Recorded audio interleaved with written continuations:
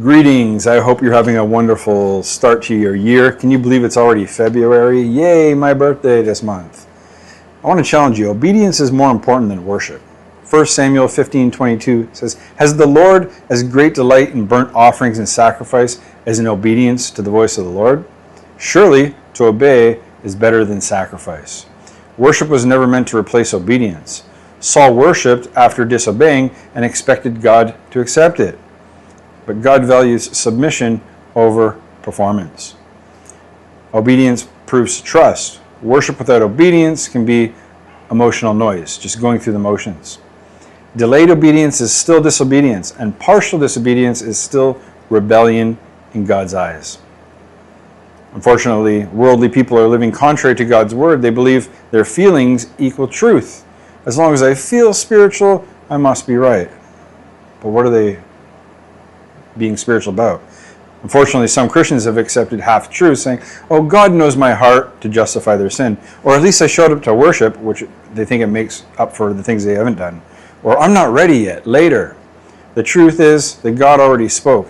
Readiness comes after obedience, not before. So how does this apply to us? Obedience often happens off stage. God is more concerned with our Monday choices than our Sunday singing. What instructions am I spiritually decorating instead of obeying? Right? We got to ask ourselves, are we trying to perform or are we trying to serve the Lord? Are we trying to please the Lord or are we trying to please people? God isn't moved by worship that avoids obedience. We need to strive to worship in spirit and in truth. That is the theme that the Lord has given me this year, to worship in, to have a greater sense of His presence, to enter in. It's not just on Sundays.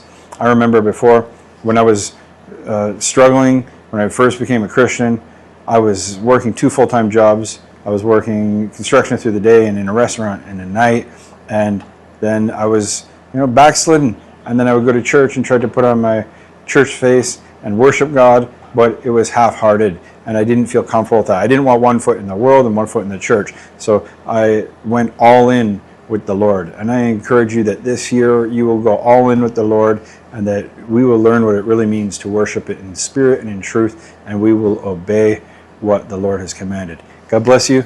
Have a wonderful, wonderful month, and we'll see you again. Shalom.